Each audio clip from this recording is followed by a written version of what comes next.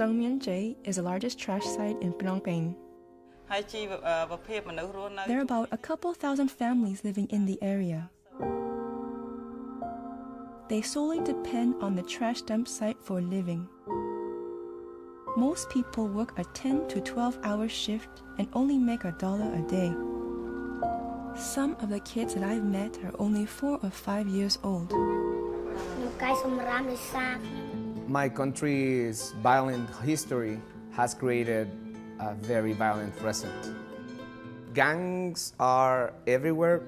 Kids are exposed to drugs, to violence, and to the lack of opportunities for them to improve their lives. Miraflores, donde 3 personas muertas. Algunos hinchas del Motagua se muerto de forma violenta. De la ola de criminalidad que azota al país. I go to the dump site every day and pick up kids or talk to their parents and convince them to let their kids come to school. My name is Pai Mien Nun, and I created a school for the children that pick up trash in Stongmyeon-jae.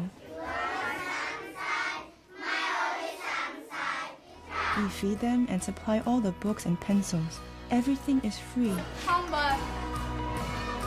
I want to change the kids' lives so they can have a future. I tell them when I was young, I had my own hopes and they can have theirs too. I do this because these kids are what we call Dongbang Snongrose. They are the root of the bamboo. They are our future.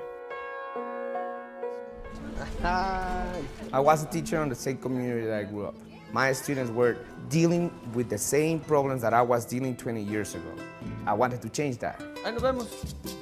The best thing for me to do was open my house doors and bring them here. 8 years later, I'm still running the program in my family house. Sueños, ideas en acción. We provide classes so they can find their own passions. We give them a decent plate of food. Children are powerful, just they don't know that yet. So I created a safe place for them to realize that they actually can change bad aspects in their lives and their community. I still believe that we can change this country. I see potential in kids' dreams and ideas. They are the ones in charge of writing the new history in Guatemala. La experiencia que tengo ya trabajando en la Bibliomóvil, creo que para ellos más que todo les ayuda a olvidarse de la realidad que ellos tienen en los barrios. Se les olvida que no tienen comida, que no tienen un papá, que no tienen una mamá, que trabajan, que no van a la escuela, que muchos de los niños que nosotros atendemos andan descalzos, que es algo que nos conmueve mucho. Y la Bibliomóvil es como un refugio para ellos.